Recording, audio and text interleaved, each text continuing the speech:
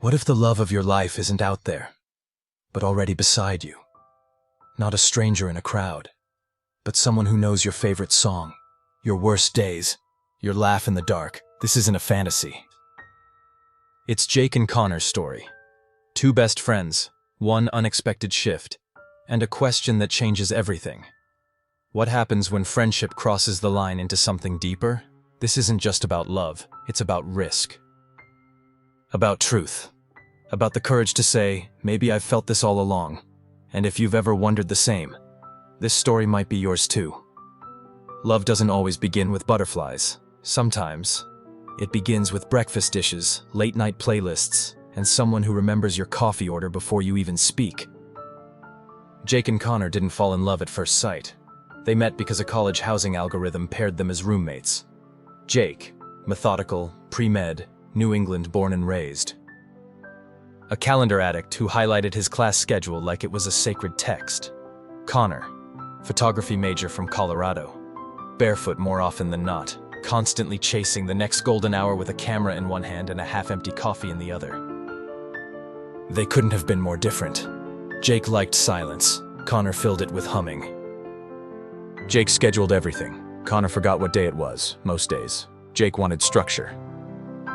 Connor lived for spontaneity, but somehow, in a tiny dorm room with peeling paint and mismatched lamps, they found something rare: balance.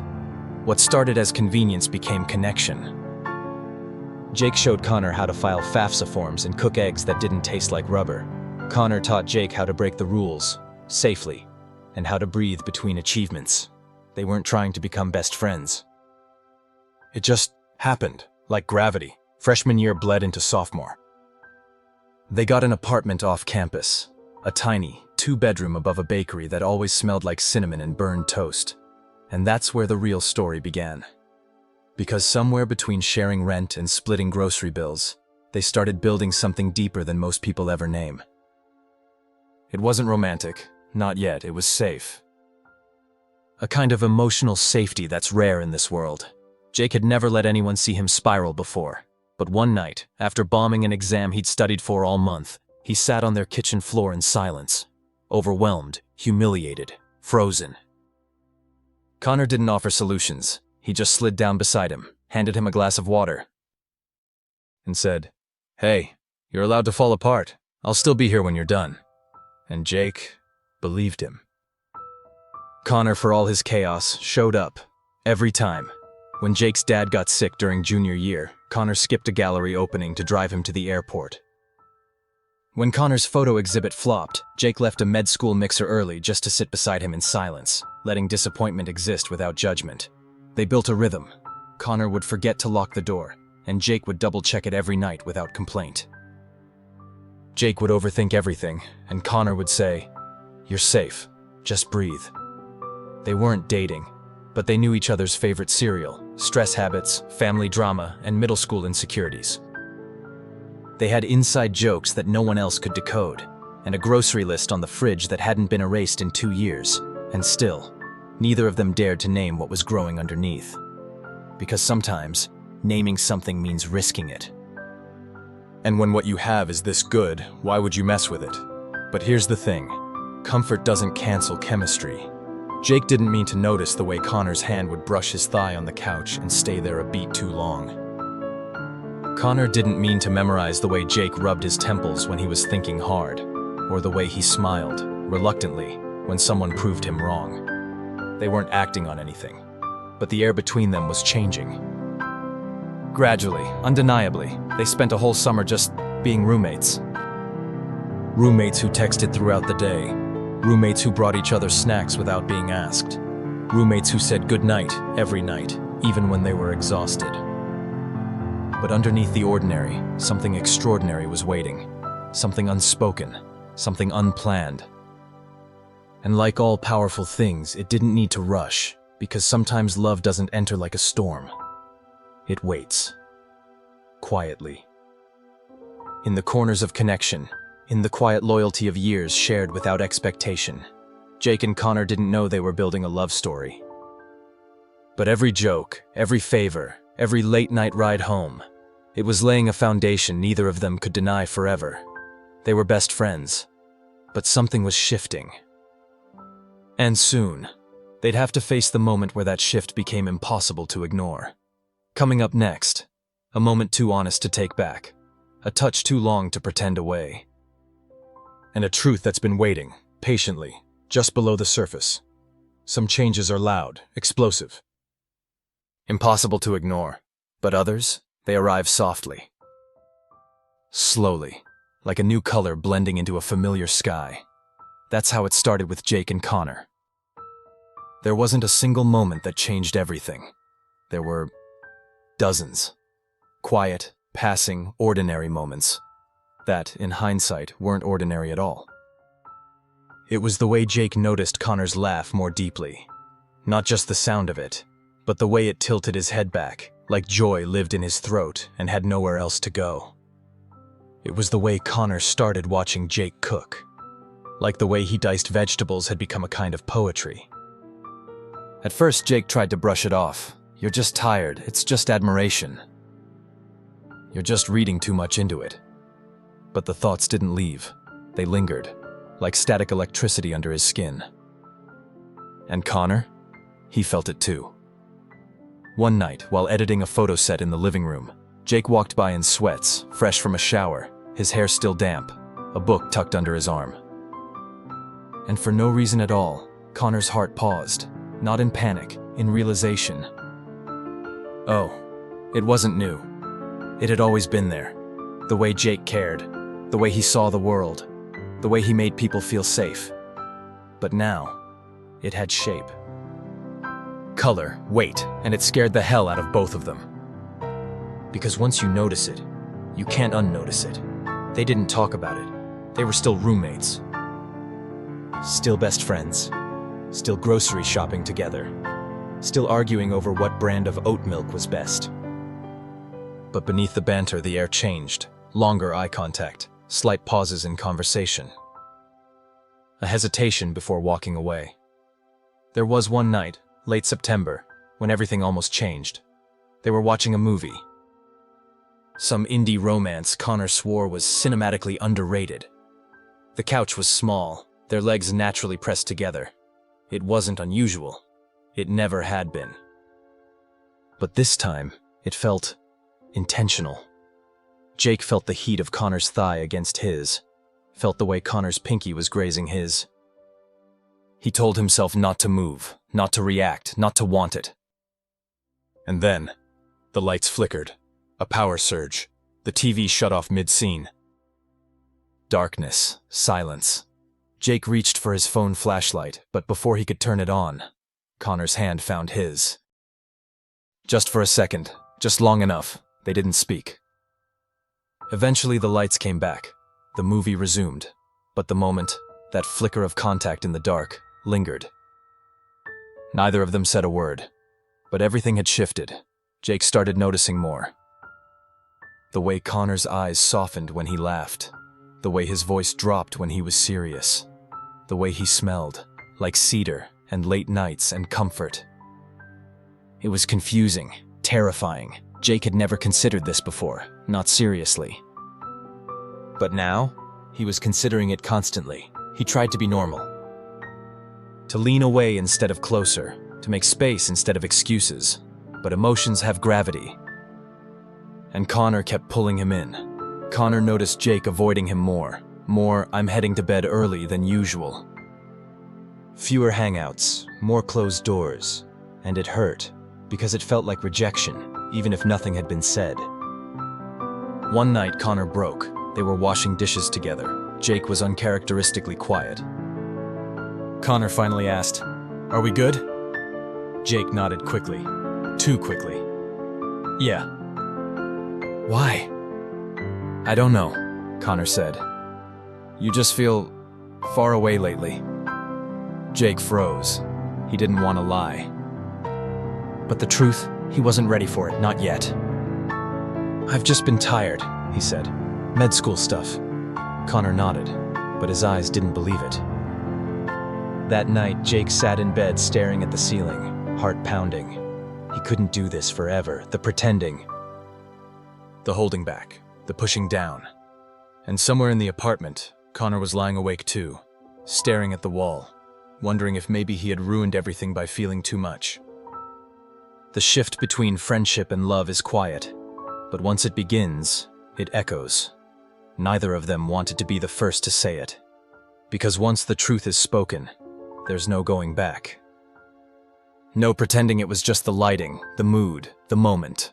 So they stayed in limbo, half in, half out, building tension like a song that never lands on the final note, until one moment broke the silence. It was a Thursday. Jake had come home late from volunteering at the clinic. He looked exhausted, defeated. Connor asked what was wrong. Jake sat on the floor, still in scrubs, and said, "I'm tired of not knowing where I stand in my own life." Connor sat down next to him, quiet. "You do know," he said gently. "You're just scared to admit it." Jake turned, heart thudding. "Admit what?" Connor didn't speak right away. Then he whispered, "That maybe you feel the same way I do." Time stopped. The world narrowed to breath, to heartbeat, to distance. Jake leaned in, only an inch. Connor closed it. The kiss was brief, soft. Barely there, but it was real, unmistakable. And when they pulled apart, nothing felt ruined, only revealed. Some shifts don't break foundations. They just uncover what was always underneath. There are moments in life that split time in half, before it and after. For Jake and Connor, that moment was a kiss, soft, short. Almost hesitant but undeniable. It wasn't a slip. It wasn't a joke. It was real. And it left them both suspended, hearts thudding, silence stretching, neither quite sure what came next. After it happened, they didn't talk much. Jake stood up slowly. Connor watched him, waiting. But Jake only said, "I think I need to sleep." Not, "I regret it." Not, "We need to talk." Just, sleep.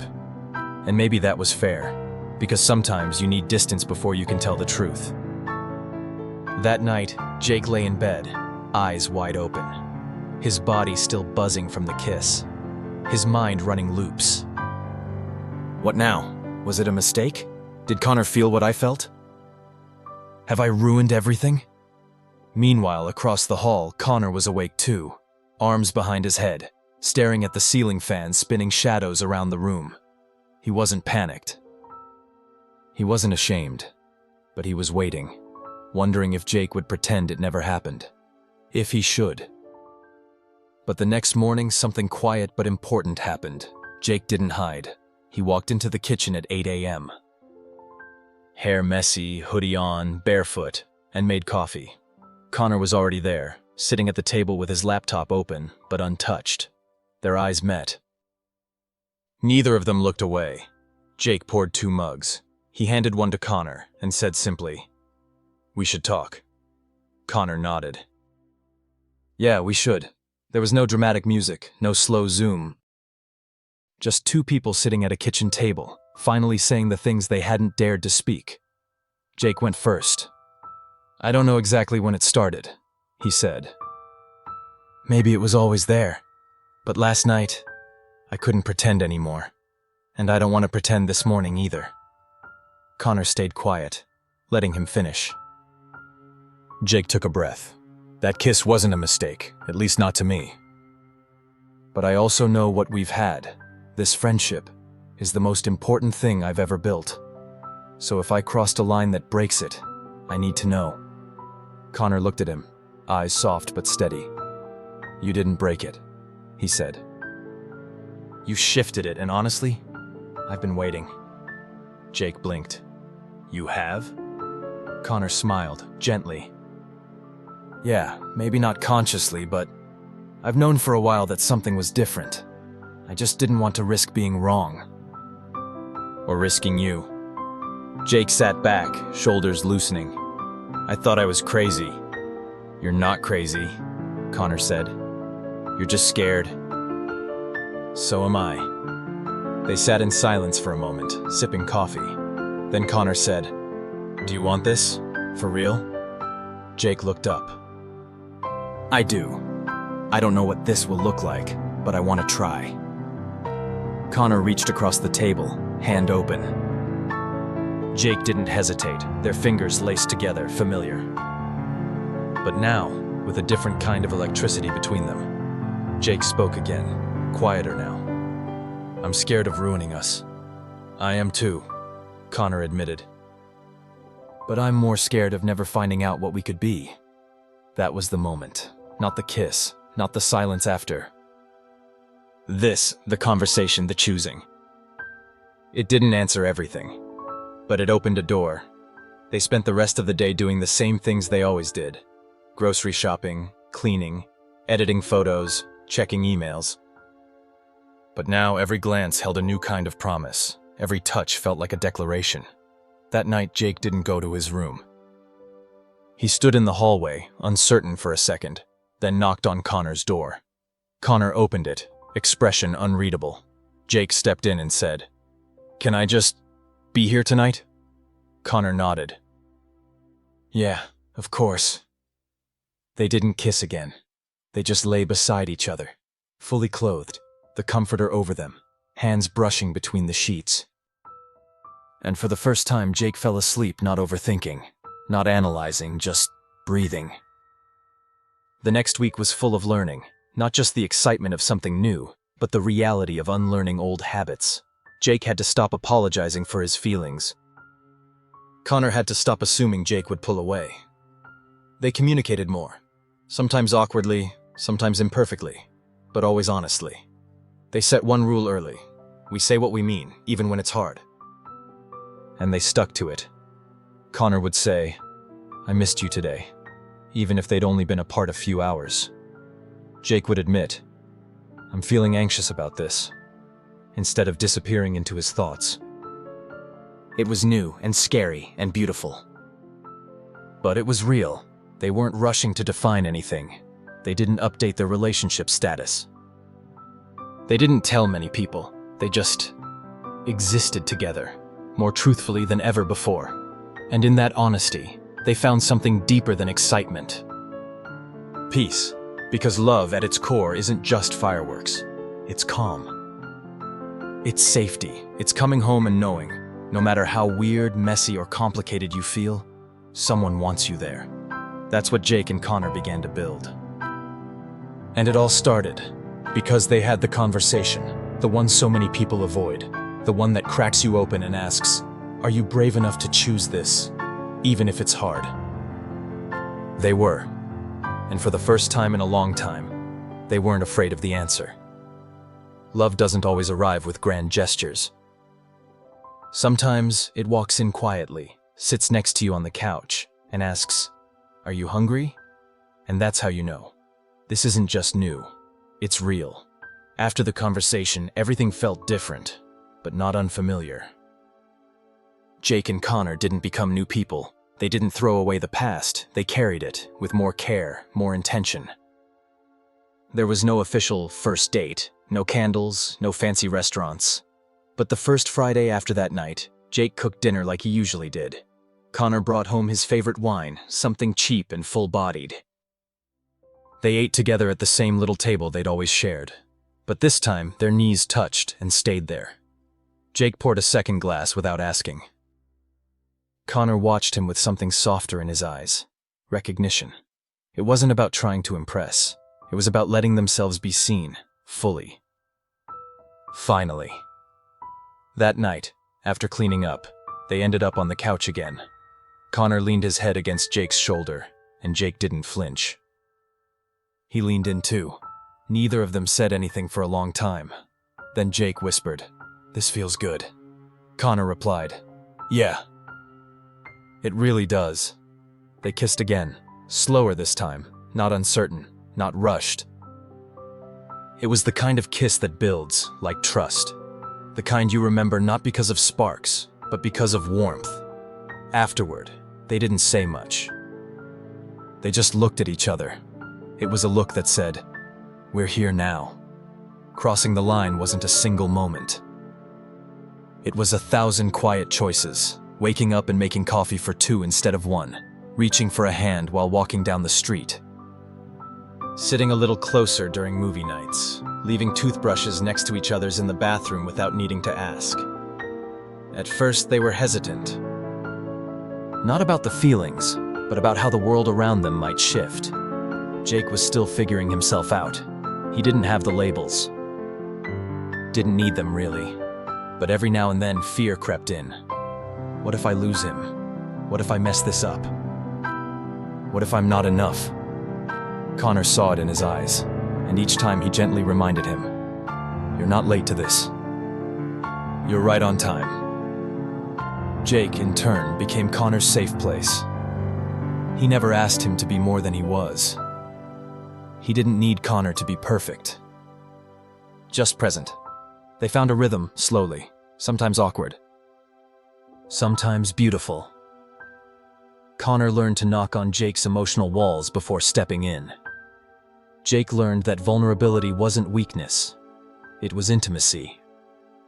One night, after an exhausting day, Jake collapsed into bed and pulled Connor in behind him. He murmured, "I don't have the energy to talk tonight, but I want you here." Connor smiled. That's enough. Being together didn't mean constant conversation. Sometimes, love sounded like silence and felt like a heartbeat against your back. They didn't post about it, didn't make a grand reveal. It was theirs, quietly, deeply, truly. But that didn't mean there weren't hard moments. The first time Jake introduced Connor as someone important at a work event, he stumbled over the words. The first time Connor invited Jake to meet his parents as more than just Jake, his voice cracked. There were questions. From friends? From themselves. Are we doing this right? Are we changing too fast? Are we enough as we are? But with every hard question, they returned to one thing. Choice. Every morning, they chose each other again. Jake started leaving Connor notes before heading to class. Connor would slip Polaroids into Jake's notebooks, quiet moments captured when Jake wasn't looking. They built a home not out of furniture or decor, but out of trust. One Sunday morning, lying tangled in sheets in soft light, Jake asked, "Do you ever think about where this is going?" Connor didn't hesitate. "All the time." "And?" Jake said. Connor looked at him. I want wherever you are."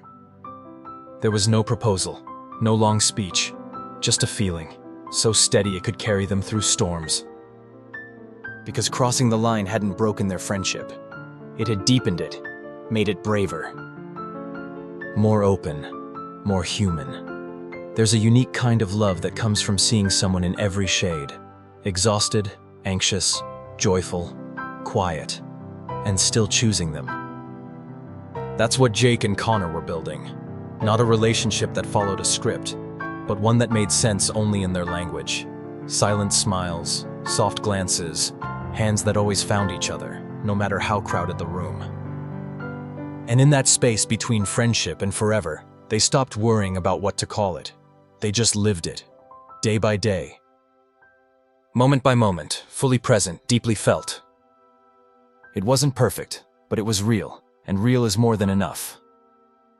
Falling in love is easy, but staying in love, showing up, choosing each other again and again, that's the brave part. Jake and Connor had crossed the line. Not just physically, emotionally, practically. Spiritually. Now came the work of being in love, not just feeling it. And that's when the real shift began. It started small. Jake stopped tiptoeing around how he felt. He didn't downplay it. Didn't deflect with jokes or logic. He started saying things like, "I'm glad I get to come home to you."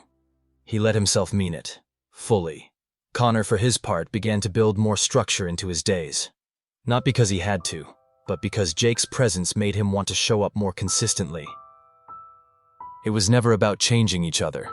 It was about becoming more themselves, together. They started noticing the rhythm of their relationship. Like how Jake always asked, "Are you okay with this?" before making plans. Or how Connor would leave notes on the bathroom mirror when Jake had early shifts. They weren't trying to impress anymore. They were simply trying to honor the space they now shared. Some days were easy, like Saturday mornings at the farmer's market, fingers intertwined. or evenings when Connor edited photos with his feet in Jake's lap, both of them working silently but together. But some days weren't. There were moments when Jake's stress from med school became a wall. He'd shut down, retreat into silence, and Connor, who felt everything, would sometimes take it personally. Not because he doubted Jake's love, but because old fears crept in. What if I'm too much? What if I'm not enough when he needs quiet? One night, after a particularly long silence, Connor sat beside Jake and said, "You don't have to fix everything before you talk to me. I don't want solutions. I want you." Jake didn't answer right away. Then he whispered, "I'm still learning how to let someone in when I feel like I'm falling apart." Connor smiled softly. "Then I'll wait.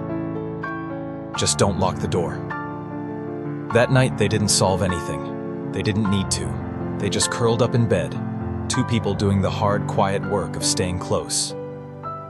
This was what embracing change looked like. Not grand gestures, but everyday bravery.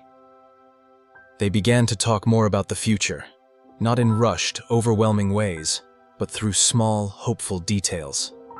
Jake started leaving space in his 5-year plan. Connor began researching cities with strong hospitals and vibrant art scenes. One afternoon, sitting in the park, Jake asked, "Do you ever think about moving in together? Like, properly?" Connor laughed. "Jake, we basically already live together." "I know," Jake said, smiling. "But I mean, intentionally." Connor looked at him. "You want that?" Jake nodded. "Yeah, I really do." That weekend, they started looking at new places. Not because their apartment wasn't enough, but because they were different now.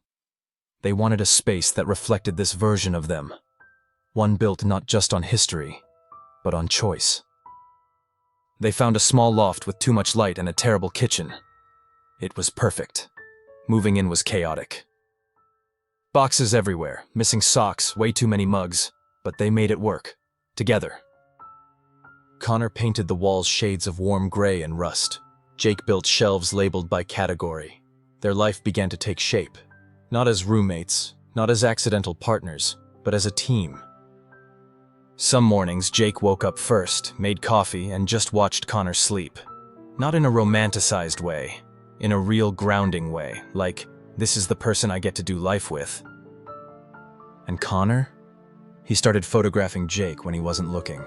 In those candid shots, forehead creased in thought, laughing with his whole body, reading by the window, Connor found his muse all over again. It wasn't about perfection, it was about truth. They still had disagreements. Jake would forget to eat when studying. Connor would get lost in creative spirals and miss appointments, but they learned how to disagree kindly. How to say, "I'm frustrated," without saying, "You're the problem." How to ask, "Can we talk about this?" instead of, "What's wrong with you?" They built a life where emotions were welcomed, not managed.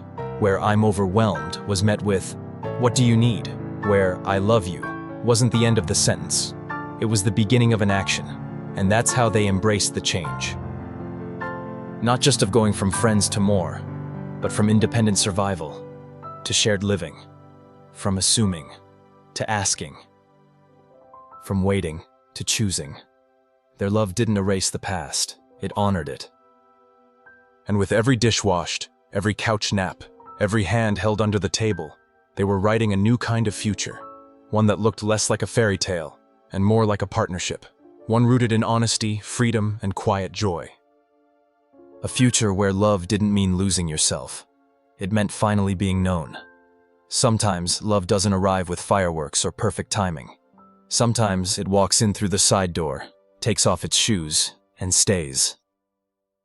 Jake never used to believe in meant to be. He believed in hard work, logic, cause and effect. He planned his life like a blueprint. Each year a checkbox, each milestone a data point. But sitting beside Connor one quiet Sunday evening, watching the sun spill gold across their new apartment floor, he felt something he couldn't chart or calculate. Peace. It wasn't the loud, heart-racing whirlwind kind of love people warned him about. It was quiet. Gentle. A love that didn't ask him to change, only to soften. And for Connor, love had always been a feeling, something he sensed before he could name. He had fallen before, quickly, brightly. But nothing had ever lasted, until Jake. Jake, who loved slowly but deeply. Who took his time to trust, but once he did, gave everything. Who saw not just Connor's creativity, but his chaos, his fear, his heart. They weren't perfect, they didn't try to be. But what they had now, after everything, felt earned. Looking back, it was never about a single kiss, or a conversation, or even moving in together. It was about every little choice that led them here. The nights spent talking about nothing, the meals cooked side by side in silence, the times they said, "I'm sorry" first. The way they learned to sit in discomfort, together, instead of walking away. They used to wonder what would happen if they crossed the line. Now they wondered how they ever thought staying on the other side was enough. Jake once thought love had to be complicated. Connor thought it had to be dramatic. But this, what they found in each other, was rooted in simplicity. It was waking up and remembering you're not alone. It was knowing someone hears the things you don't say out loud. It was feeling safe enough to be fully yourself, even on your worst day. They still had questions about the future, but they no longer feared the answers. Because whatever came next, they knew how to return to each other. And that, more than anything, was the definition of home. Connor kept taking photos, but now the subjects were quieter. Jake's hands while he chopped vegetables, the crease of his smile, the books piled beside the bed. Snapshots of a life they were building one ordinary day at a time. Jake kept studying, but he stopped trying to predict every outcome. He started letting life happen, knowing that not all beautiful things are planned. In the quiet of their days, they reflected not just on how far they'd come, but on who they'd become. Jake, who used to guard his heart like it was a fortress, now opened it piece by piece. Connor, who used to chase love like a storm, now stayed still, because he had found something worth rooting for. And they both realized, the greatest risk wasn't falling in love. It was never letting it in at all. They thought they had something to lose. But what they gained, in honesty, in safety, in deep, abiding care, was worth everything. So now when friends asked, "When did you know?" Jake would say, "It wasn't one moment, it was 1,000 small ones."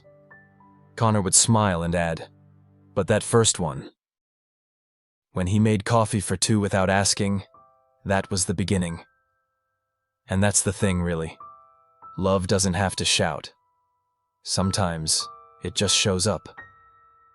Again and again, until you finally recognize it. And once you do, once you say yes, you never go back to before. You don't want to. Some love stories begin with a look across a crowded room. Ours? It began with trust, with friendship, with small everyday moments that quietly said, "I choose you." Jake and Connor didn't find each other by chasing something extraordinary. They found each other by paying attention, by listening, by leaning in when it would have been easier to walk away. And maybe that's what we forget sometimes, that love isn't just about sparks, it's about consistency. It's about choosing someone over and over, even on the quiet days, the hard days, the uncertain ones. If you've ever looked at a friend and wondered, could this be more? If you've ever been afraid to name what you feel because you don't want to lose what's already there, you're not alone. We tell ourselves that risking comfort is reckless. But what if it's actually the most honest thing we'll ever do? What if love, real love, isn't about perfection, but presence? Not about big declarations, but soft truths? Not about timing, but courage? This story isn't just about Jake and Connor. It's about all of us. Because maybe there's someone in your life right now, a person who knows you in ways no one else does. And maybe you haven't told them what you really feel. Not yet. So here's your reminder. You are allowed to want more. You are allowed to speak your truth. You are allowed to rewrite the story, even if it scares you. And when you're ready, Choose love. Choose honesty. Choose that one person who feels like home, even on the worst days. Because sometimes the most beautiful relationships aren't the ones we chase. They're the ones we finally stop running from. If this story moved you, let us know in the comments. Share your story, your what if, or simply your favorite moment from Jake and Connor's journey. Hit like to support more stories that matter. Subscribe if you believe in love that grows. Love that's honest. Love that finds us exactly where we are. You're not alone. You're not too late, and your story is still being written.